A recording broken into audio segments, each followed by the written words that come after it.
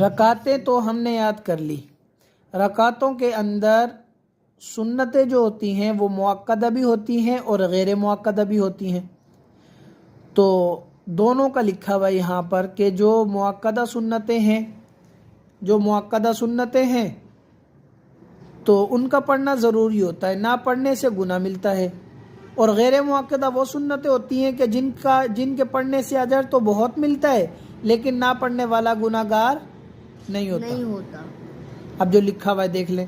مؤکدہ وہ سنتیں ہیں جن کا پڑھنا ضروری ہے، نہ پڑھنے سے گناہ گار ہوگا. یعنی اگر نہیں پڑھیں گے مؤکدہ سنتیں تو گناہ گار ہوں گے. اور غیر مؤکدہ وہ سنتیں ہیں کہ جن کے پڑھنے سے اجر تو بہت ملتا ہے. اجر تو بہت ہے غیر مؤکدہ کا لیکن گناہ گار نہیں ہوتے. اگر کبھی مجبوری ہے، کبھی انسان نہیں